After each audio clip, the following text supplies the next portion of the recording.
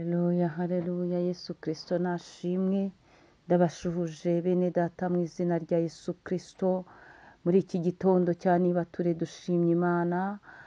Nyemerera ufata akanya ushima Imana izinze ijoro ikazingura amanywa. Tubanje Imana hose muri byose. Dufatanyije kuvuga tuti uruwera, uruwera, uruwera. Imana nishimwe. Wowe tubana mu mwanya wa nibature buri gitondo ndagusuhuje mu izina rya Yesu Kristo. Imana iguha umugisha kubwo gufata umwanya tukabana muri uyu mwanya wo gusenga Imana tuzindutse. Imana ikugirire neza, ikurebe neza. Uyu munsi Imana ibanze mu byawe no ku bawe. Imana ikwigaragarize, Imana ikurengere, Imana ikubambire amahema. Nagusuhuzaga rero nshuti yanjye, ndagusuhuza mwene data. Ndagushuhuje wowe mu Kristo dusengana mu itorero Elayon Mountain Church mu Rwanda. Imana ibarebe neza, Imana ibanezeze. Iki gitondo turacyari imbere y'Imana. Turi mu ijambo rivuga ngo ni ukuri Imana ni urukundo. Muri kumwe na Bishop Leonira, umushumba w'itorero Elayon Mountain Church mu Rwanda. Rero nyemerera muri iki gitondo twongere tugaruke imbere y'Imana, dukusanya iby'Imana yakoze kubw'urukundo idukunda, si kubw'imirimo myiza, si kubwo gukiranuka, si kubw'ibitambo. Imana yabigiriye ineza yayo, urukundo rwayo nirwo rutubeshejeho. Urukundo rwayo nirwo rwatumye ducungurwa, dukurwaho ibicumuro byacu bibi cyane. Imana rero iturebeye mu maraso y'umwami wacu Yesu Kristo, twihannye twasabye imbabazi, itubona nta bicumuro dufite. Urwo ni urukundo rw'Imana.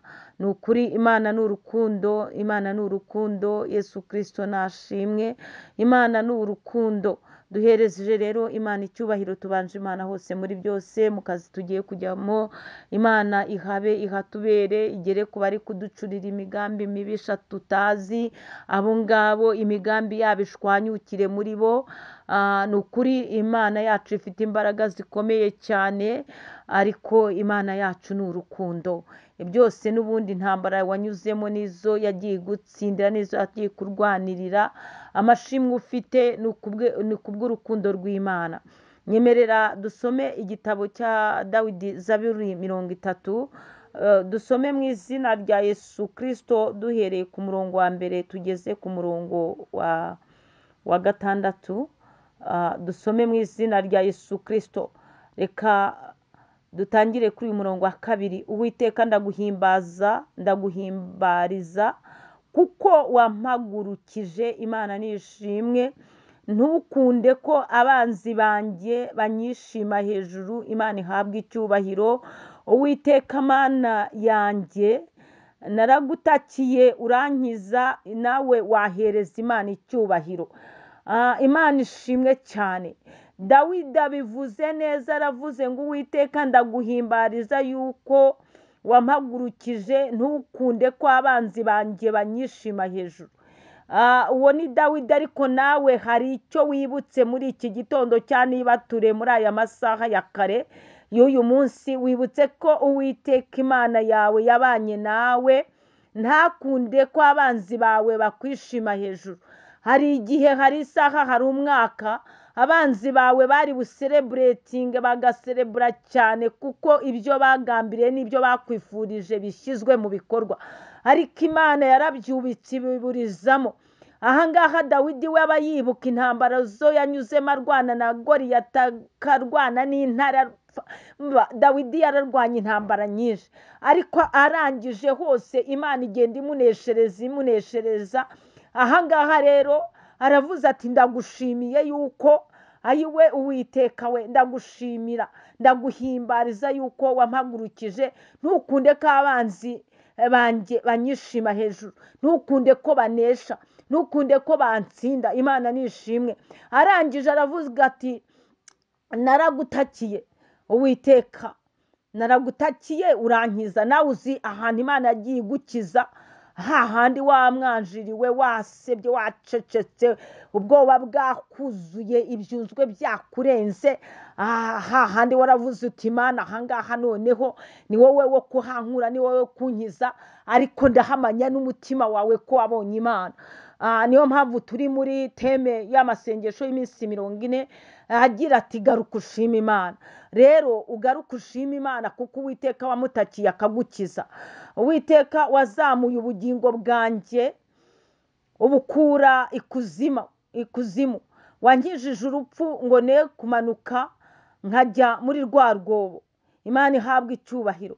Muririmbire Uwiteka ishimwe, mwabakunzi be mwe, mushime izina rye ryera, kuko uburakari bwe ari ubw'akanya gato, ariko urukundo rwe ruzana ubugingo. Dawidi aravuze ngo uburakari bw'Uwiteka nubwo akanya gato, ariko urukundo rwe ruzana ubugingo. Imana ishimwe. Birashoboka ko wahuye n'ingaruka z'ibyaha, birashoboka ko wahuye n'ingaruka z'ibibi wakoze, ariko nyuma yabyo umaze kwihana ukakira Yesu Kristo nk'umwami n'umukiza wawe, ngira ngo wabonye urukundo rw'Imana ko rwakugarutseho rukakubaka rukagusana. Imana ishimwe cyane.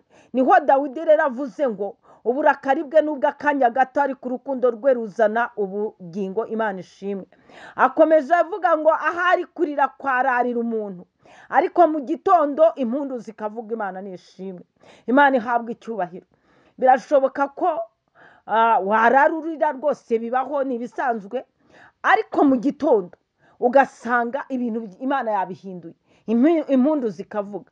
Birashoboka ko watangiye uyu mwaka bimeze nabi, ariko ukaba ugiye kuwusoza uri mu mashimwe. Imana ishimwe. Ugaruke ushima Imana. Ni ukuri Imana ni urukundo, ntabwo yakuretse ntiyagutaye, ntabwo yagutereranye mu bibazo n'ibigeragezo. Ni ukuri Imana ni urukundo, yagiye ibana nawe, wagiye utakira ikagukiza. Ni ukuri Imana ni urukundo. Garuka ushima Imana. Shalom shalom, muhahe muronke. Imana ikugirire neza. Imana wongere wumva unejejwe n'urukundo rwayo. Mwuka wera akomeza kwibutse iby'imirimo itangaza Imana yakoze muri uyu mwaka ku buzima bwawe, ndetse no mu myaka yatambutse. Byose ubikusanyirize hamwe, ugaruka ushima Imana. Ni ukuri ugire neza, ugirire neza imfubyi n'abapfakazi, ugirire neza abashonji, ugirire neza abarwayi. Ugaruka ushima Imana. Shalom shalom, muhahe muronke. Duhaye agaciro ibyo wadukoreye.